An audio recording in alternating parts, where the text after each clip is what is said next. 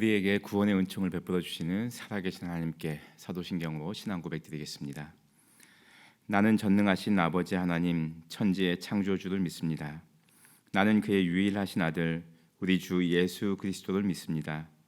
그는 성령으로 잉태되어 동정녀 마리아에게서 나시고 본디오 빌라도에게 고난을 받아 십자가에 못 박혀 죽으시고 장사된 지 사흘 만에 죽은 자 가운데서 다시 살아나셨으며 하늘에 오르시어 전능하신 아버지 하나님 우편에 앉아 계시다가 거기로부터 살아있는 자와 죽은 자를 심판하러 오십니다. 나는 성령을 믿으며 거룩한 공교회와 성도의 교제와 죄를 용서받는 것과 몸의 부활과 영생을 믿습니다. 아멘. 찬송가 28장 찬송하시겠습니다. 28장입니다.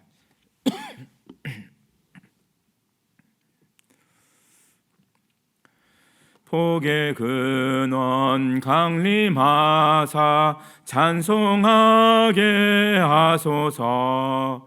한량 없이 자비하심 증량할 길 없도다. 천사들의 찬송가를 내게 가르치소서.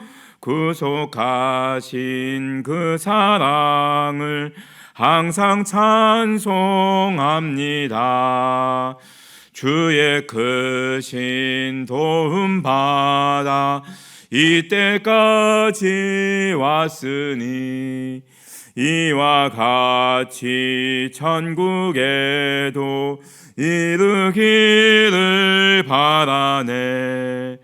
하나님의 품을 떠나 죄에 빠진 우리를 예수 구원하시려고 보혈 흘려 주셨네.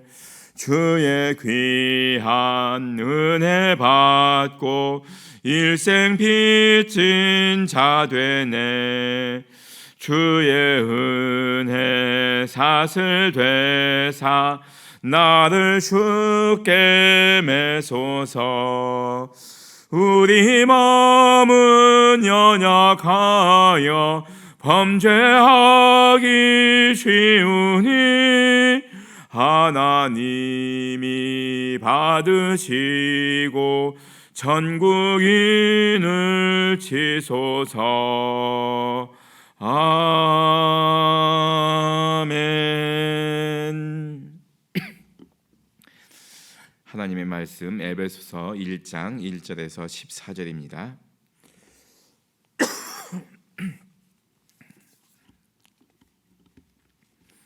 에베소서 1장 1절에서 14절의 말씀입니다. 하나님의 뜻으로 말미암아 그리스도 예수의 사도된 바울은 에베소에 있는 성도들과 그리스도 예수 안에 있는 신실한 자들에게 편지하노니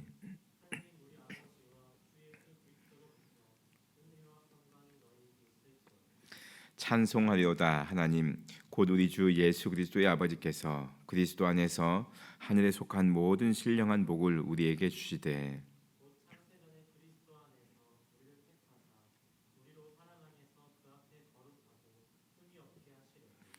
그 기쁘신 뜻대로 우리를 예정하사 예수 그리스도로 말미암아 자기의 아들들이 되게 하셨으니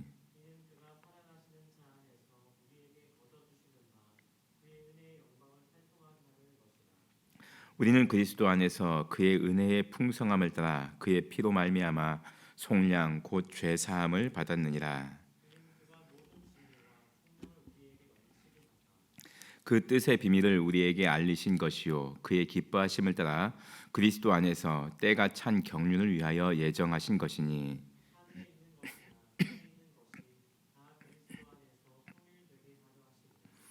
모든 일을 그의 뜻의 결정대로 일하시는 이의 계획을 따라 우리가 예정을 입어 그 안에서 기업이 되었으니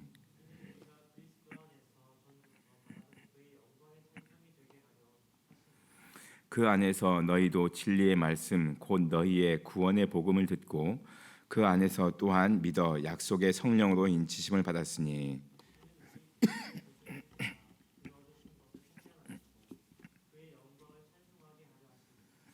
아멘. 이 말씀을 통하여 하나님께서 우리에게 은혜 주시기를 원합니다. 잠언의 말씀을 잠깐 이렇게 마치고 이제 에베소서, 오늘부터 에베소서 말씀으로 우리가 접어들게 되었습니다. 에베소서는 사도 바울이 에베소에 있는 성도들에게 보낸 편지입니다. 에베소 지역은 지금의 튀르키예, 2000년 전에는 소아시아라고 불렸는데 소아시아에서 굉장히 큰 도시였습니다. 아마 당시에 이 소아시아의 이제 두세 번째 정도 되는 거대한 도시였는데, 이 지역이 이제 사도 바울이 굉장히 관심을 많이 가졌던 지역입니다. 사도 바울이 소아시아에 가고자 했었는데 1차 전도여행 때는 차마 요까지는 가지 못하였고요. 2차 전도여행 때 또 이곳에 가고 싶어 했지만 이곳을 지나쳐서 전도여행이 저 아테네 그리고 고린도에까지 이어지게 됩니다. 그리고 이제 고린도에서 2차 전도여행 돌아오는 길에 잠깐 이 에베소 지역을 잠깐 이제 방문할 그런 일이 있었습니다. 그리고 3차 전도여행 때 집중적으로 이 에베소 지역에 가서 이제 복음을 전하게 되는데 무려 약 3년 동안 사도 바울이 이 에베소 지역에서 복음을 전파했습니다. 체계적으로 복음을 전파해야 될 필요성을 느낀 사도 바울이 이곳에 두란노 서원이라고 하는 쉽게 말씀드리면 학교를 하나 세운 거예요. 그래서 이 두란노 서원에서 날마다 이제 하나님의 말씀을 전하였는데, 이 에베소 지역에 있는 사람들이 굉장히 많이 이 복음을 받아들였고, 이 에베소 지역뿐만 아니라 근처에 있는 이제 골로새 지역, 히에라볼리 지역까지 복음이 전파되게 되었습니다. 3차 전도여행 마치고 돌아오는 길에도 이 밀레투스라고 하는 지역인데, 사도 바울이 밀레도에 잠깐 머물면서 에베소에 있는 교회 장로님들을 이렇게 초청하였습니다. 밀레도에서 에베소까지 한 40km쯤 떨어져 있는데, 단걸음에 이 에베소에 있는 장로님들이 이 사도 바울이 있는 밀레도까지 찾아왔습니다. 그래서 마지막 고별 설교 또 고별 작별 인사를 하고 예루살렘으로 이렇게 떠나가는 모습을 우리가 사도행전에서 볼 수 있습니다. 그만큼 이 에베소 지역은 사도 바울이 혼신의 힘을 기울여서 복음을 전한 지역이고 사도 바울이 굉장히 아끼는 지역이었습니다. 에베소서라고 하는 이 서신서는 사도 바울이 3차 전도행을 마치고 이제 잡혀서 로마로 이제 호송되게 되지 않습니까? 그래서 로마에 가서 이제 투옥되었을 때 로마 감옥에서 에베소 교인들에게 보낸 편지입니다. 그러니까 이 편지가 쓰여진 시대는 서기 60년경에 이렇게 쓰여지게 됩니다. 에베소서를 읽다 보면은 보통 서신서에서는 무슨 문제가 생겨서 사도 바울이 그 문제에 대해서 이렇게 처리해라 하는 그런 권면을 하는데, 에베소서를 읽다 보면 특별히 그런 문제는 안 보이지 않습니다. 그래서 에베소서는 사도 바울이 순수히 이 에베소에 있는 교회에다가 이 교회를 이렇게 목양해라 하는 그런 편지로 우리가 볼 수 있습니다. 에베소서에 강조하는 가장 중요한 내용은 하나님의 섭리와 또 교회의 하나됨입니다. 그래서 에베소서의 주제는 교회론이다, 이렇게 이야기할 수 있습니다. 자, 이러한 그 기본적인 지식을 갖고 배경을 가지고 에베소서를 이렇게 살펴봐야 될 것입니다. 그러니까 에베소서는 다른 여타의 그 서신서에 나타난 것처럼 교회 안에 내부적인 문제, 갈등들이 생겨갖고 사도 바울이 권면하고 책망하는 이런 내용의 서신이 아니라 교회를 어떻게 하면 잘 지킬 것이며 교회가 어떻게 이렇게 하나됨을 유지할 것인지, 그래서 교회가 하나됨을 유지함으로써 하나님께 영광을 올려드려야 된다 하는 내용들을 밝히고 있습니다. 우리가 서신서를 읽을 때 제가 기회 있을 때마다 이렇게 말씀드렸지만 우리가 꼭 기억해야 될 것이 있습니다. 서신서 2000년 전에 이 서신을 쓴다는 것, 편지를 쓴다는 것은 굉장한 노력이 필요했습니다. 그리고 굉장히 경제적으로도 많은 투자를 드려야 했습니다.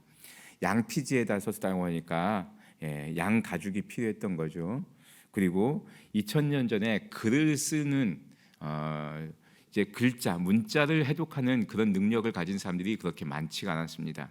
그러니까 글 쓰는 사람도 필요했고 또 이것을 잘 보관하고 또 전해주는 그런 여러 사람들이 필요했습니다. 그래서 서신은 오늘날처럼 우리가 뭐 이메일을 보낸다거나 아니면 우리 어렸을 적에 편지를 보낸다거나 이런 식으로만 생각하시면 안 되고, 이 당시에 서신이다, 신약 시대의 서신이다 하면은 굉장한 노력과 또 굉장히 경제적으로 많은 투자를 들였다 하는 것을 우리가 기본적으로 생각해 보셔야 됩니다.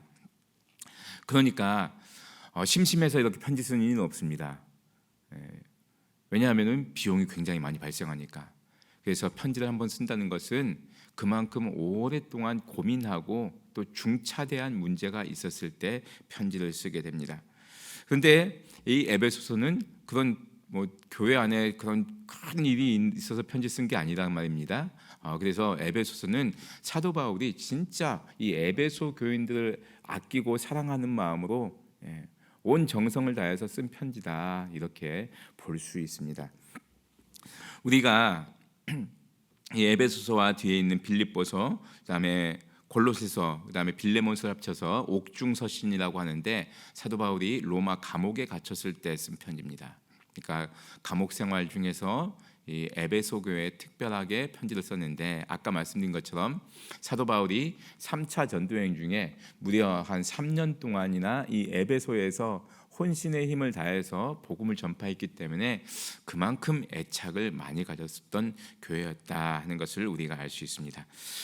1절 말씀 보시면 하나님의 뜻으로 말미암아 그리스도 예수의 사도된 바울은, 이렇게 시작하고 있습니다.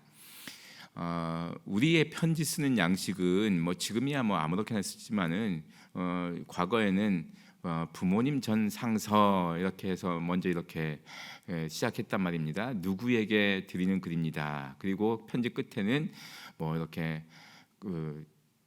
아들 누가 씁니다, 뭐 이런 식으로 보내는 사람의 이름을 썼고 그 가운데 이제 주 내용을 실어드렸는데, 이 당시에 신약 시대에 편지 쓰는 양식은 먼저는 이제 누가 쓰는 것인지 밝힙니다. 누가 쓰는 것인지 밝히고 그 다음에 누구에게 쓰는 것인지 밝힙니다. 그래서 이 서신서를 보시면은 항상 그 1장 1절에서 한 2, 3절 요 사이에는 바울이 누구에게 보낸다, 아니면 바울과 디모데와 실라가 누구에게 보낸다, 이런 표현이 나와 있습니다. 그러니까 먼저는 편지를 쓰는 사람의 이름이 거론되어 있고 그 다음에는 편지를 받는 수신자의 그 이름이, 그 교회의 이름이 이렇게 기록되어 있습니다. 그래서 오늘도 보시면 1장 1절에 하나님의 뜻으로 말미암아 그리스도 예수의 사도된 바울은, 그러니까 바울이 쓰고 있다는 것이죠. 그런데 앞에 그냥 바울이라고 하지 않고 예수의 사도가 된 바울, 이렇게 사도라는 표현을 쓰고 있습니다. 초기에 쓰여진 데살로니가 전서, 데살로니가 후서 이런 데는 이렇게 바울이 사도라는 표현을 언급하지 않고 있습니다. 그런데 이제 사도 바울 서신서에 이제 후대에 쓰여진 편지일수록 이 사도라는 표현을 꼭 집어넣고 있습니다. 이거 왜 그런가 하면은 당시 많은 사람들이 바울에게 복음을 전해 받았는데 또 바울을 반대하는 사람들도 굉장히 많았습니다. 그들은 사도 바울이 사도가 맞냐, 이런 바울의 사도권을 걸고 넘어졌습니다. 왜냐하면 이 사도라는 칭호는 예수님께서 세례를 받으시고 공생의 생활을 하실 때 그 목격자입니다. 같이 있었던 사람들, 그리고 예수님의 죽음과 부활과 승천을 직접 경험했던 사람들을 사도라고 불렀습니다. 그래서 엄밀한 의미에서는 예수님의 12제자가 사도 그룹에 들어갑니다. 그런데 이제 초대교회가 이제 확장돼 가면서 예수님의 친동생이었던 야고보서의 저자이죠. 그리고 바나바, 많게는 이제 실라, 이까지도 이제 사도 그룹에 포함시켜졌습니다. 당연히 이 사도 바울도 사도 그룹에 포함시켜줬고, 또 바울은 다메섹 가는 길에서 본인이 직접 예수님을 경험했습니다. 그리고 예수님으로부터 사명을 받았기 때문에 나는 예수님으로부터 직접 명령을 받은 사도이다, 이런 주장을 하게 됩니다. 그런데 바울을 반대하는 사람들 입장에서는 바울이 예수님을 직접 만난 것도 아니고 예수님의 공생에 참여한 것도 아닌데 그가 사도가 맞냐 이런 이야기를 퍼뜨리기 시작한 겁니다. 근데 바울이 사도가 아니라고 하면은 바울이 전하는 가르침, 즉 바울이 전하는 복음에도 이제 좀 결격 사유가 생기게 되는 겁니다. 그러니까 바울이 한사코 나는 사도다 이렇게 강조하는 것은 내가 전하는 복음은, 내가 전하는 이 가르침은 예수님으로부터 온 것이다 하는 것을 강조하기 위함입니다.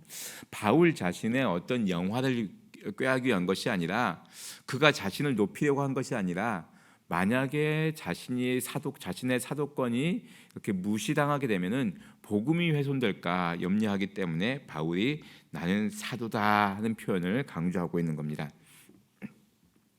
자, 2절 말씀 보시면 하나님 우리 아버지와 주 예수 그리스도로부터 은혜와 평강이 너희에게 있을지어다. 바울 서신서에서 보여주는 아주 독특한 표현인데 은혜와 평강이 있을지어다 이런 표현들을 계속해서 나오게 됩니다. 여러분, 교회가 어려움에 처했든지 아니면은 개인적인 서신들 있지 않습니까? 디모데 전후서나 디도서처럼 개인에게 보낸 편지든지 바울이 일단 먼저 축복해 주는 말로 시작하고 있습니다. 은혜와 평강이 너희에게 있을지어다. 여러분, 우리의 상황이 어떻든지 간에 우리가 다른 사람들에게 권해줄 수 있는 가장 좋은 말은 그 축복의 말입니다. 그래서 이 사도 바울의 본을 따라서 우리도 우리 주위에 있는 사람들에게 은혜와 평강을 빌어줄 수 있는 성도님들 되실 수 있길 바랍니다. 오늘 본문의 3절부터 14절 말씀은 이제 삼위일체 하나님에 대해서 설명해 주고 있습니다. 삼위일체 하나님께서 우리를 구원해 주셨다 하는 내용들을 담고 있는데, 먼저는 3절에서 6절까지는 성부 하나님께서 우리의 구원 사역에 역사하셨다. 그래서 하나님께서 우리를 선택해 주셨고 예정해 주셨다 하는 말씀을 하고 있고, 또 7절에서 12절 말씀까지는 예수 그리스도께서 친히 십자가에서 보혈을 흘려 주심으로 인해서 우리를 구속하셨다 하는 말씀을 우리에게 들려주고 있습니다. 그리고 13절에서 14절에 이르는 말씀에는 성령 하나님께서 우리의 구원을 인치시고 또 보증해 주신다 하는 말씀을 우리에게 들려주고 있습니다. 그래서 우리의 구원은 삼위일체 하나님께서 협력해서 이루어 주신 놀라운 은혜다 하는 것을 알려주고 있습니다. 자, 성부 하나님께서는 우리의 구원을 이제 예정하셨고 섭리하셨다. 섭리하셨다 하는 것이고, 또 성자 예수님께서는 우리의 구원을 위해서 친히 보혈을 흘려줌으로 인해서 하나님의 그 선택과 예정을 이루어 주셨다 하는 말씀이고, 또 성령 하나님께서는 그 구원을 보증하신다 하는 것을 우리에게 알려주고 있습니다. 우리의 구원은 삼위일체 하나님의 놀라우신 은혜입니다. 자, 오늘 3절 말씀 보시면 먼저는 하나님 성부 하나님을 찬송하는데, 찬송하리로다 하나님 곧 우리 주 예수 그리스도의 아버지께서 그리스도 안에서 하늘에 속한 모든 신령한 복을 우리에게 주셨다 이렇게 시작하고 있습니다. 그런데 이 신령한 복은 창세 전부터 우리에게 부어주신 것이다. 그리고 창세 전부터 우리를 택하신 것이다 이렇게 말씀하고 있습니다. 우리가 하나님을 믿은 것은 하나님께서 이미 우리가 태어나기도 전부터 우리에게 예정하셨다는 거예요. 우리를 선택하셨다는 겁니다. 이 예정하셨다는 것에 대해서 우리가 자꾸 혼란이 있을 수 있는데, 하나님께서 무슨 점쟁이가 이렇게 찍는 것처럼 그렇게 택한 것 이렇게 생각하시면 안 됩니다. 우리가 구원받은 자로서 우리의 지나간 과거를 돌이켜보니 하나님께서 나를 구원해 주시고 내가 지금 이 자리에 있게 하기 위해서 과거의 그 숱하게 많은 일들을, 그런 상황들을 조성하셨구나 하는 믿음의 고백인 거예요. 예정이 하나님 오늘 빨간색 양말을 신을까요? 파란색 양말을 신을까요? 하나님께서 예정해 주세요 이런 것이 아닙니다.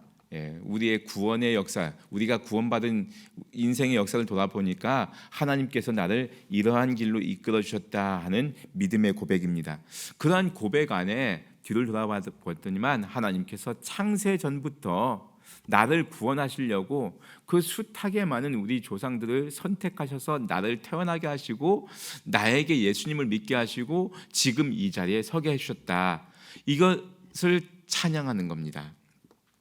그게 하나님께서 우리를 예정해 주셨다는 것입니다. 그러니 그 예정을 받은 우리는 7절 말씀 보시면 우리는 그리스도 안에서 그의 은혜의 풍성함을 따라 그의 피로 말미암아 속량 곧 죄 사함을 받았느니라. 자, 하나님께서 우리를 택해 주셨고 우리를 예정해 주셨는데 우리가 하나님 앞에 나아갈 수 있는 존재가 아니었습니다. 왜냐하면 우리는 죄로 인해서 타락한 존재였으니까. 근데 이제 우리 주 예수님께서 우리에게 구속의 은혜를 베풀어 주신 거예요. 구속의 은혜를 베풀어 주셔서 우리를 예수님의 십자가의 피로 다시 사들여 주신 겁니다. 그러니까 하나님께서 우리를 창조하심으로써 우리는 일단 하나님의 백성이 됐습니다. 그러나 우리가 타락했죠. 하나님께서 우리를 예수님의 피로 다시 사셨습니다. 그래서 우리는 또 하나님의 백성이 됐습니다. 하나님은 우리를 창조하심으로 하나님의 백성을 만드셨고 하나님은 우리를 그리스도의 피로 다시 사심으로 하나님의 백성으로 삼아 주셨습니다. 13절 보시면 그 안에서 너희도 진리의 말씀 곧 너희의 구원의 복음을 듣고 그 안에서 또한 믿어 약속의 성령으로 인치심을 받았다. 인치심을 받았다. 여러분, 인이라는 것은 도장 혹은 인도 생각하시면 좋겠습니다. 제 어렸을 적에 시골에서 살았으니까 한 번은 이 소의 엉덩이에 낙인을 찍는 걸 봤습니다. 낙인. 이걸 딱 찍으면은 이 소가 누구 집 소다 하는 것을 알려주잖아요. 근데 소를 오도 가도 못하는 그 아주 좁은 곳에 이렇게 좁은 우리에 딱 가둬놓고 쇠로 된 이렇게 우리였어요.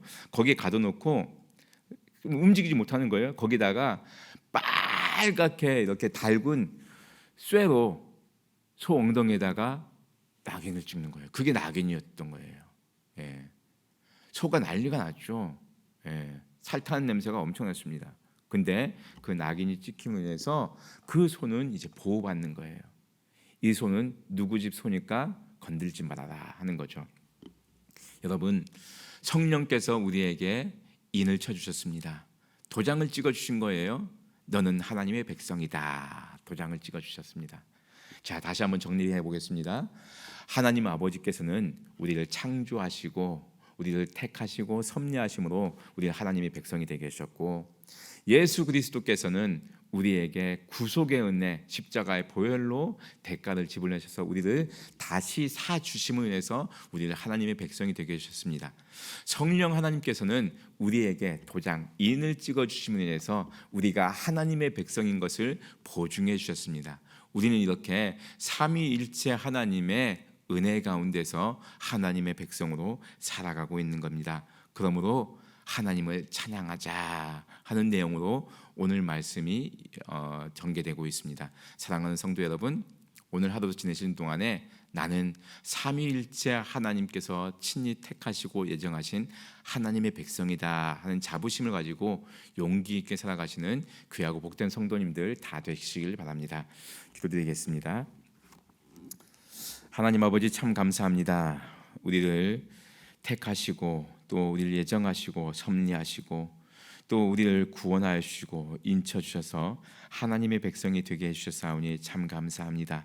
이 놀라운 은혜를 우리가 마음속에 깊이 간직하게 해 주시고 하나님의 백성으로서 자신 있게 살아가는 오늘 하루가 되게 하여 주옵소서. 예수님의 이름으로 기도드리옵나이다. 아멘. 하늘에 계신 우리 아버지, 아버지의 이름을 거룩하게 하시며 아버지의 나라가 오게 하시며 아버지의 뜻이 하늘에서와 같이 땅에서도 이루어지게 하소서. 오늘 우리에게 일용할 양식을 주시고 우리가 우리에게 잘못한 사람을 용서하여 준 것 같이 우리 죄를 용서하여 주시고 우리를 시험에 빠지지 않게 하시고 악에서 구하소서. 나라와 권능과 영광이 영원히 아버지의 것입니다. 아멘. 주신 말씀 가지고 기도하실 수 있길 바랍니다. 삼위일체 하나님께서 우리를 구원해 주셨음을 기억하시고 하나님께 감사하며 찬양하며 살게 하여 주옵소서. 기도하실 수 있길 바랍니다. 월요일은 우리 구미교회의 비전을 위해서 기도하는 날입니다. 하나님의 은혜로 풍성한 생명, 건강한 교회를 이루게 하여 주옵소서 기도해 주시고, 이 지역 사회를 위해서 기도하시며, 우리 주위에 있는 환우들과 여러분 가지고 나오신 기도의 제목을 놓고 기도할 때 우리 하나님께서 응답해 주실 것을 믿고 우리 함께 기도하시겠습니다. 다 같이 기도드리겠습니다.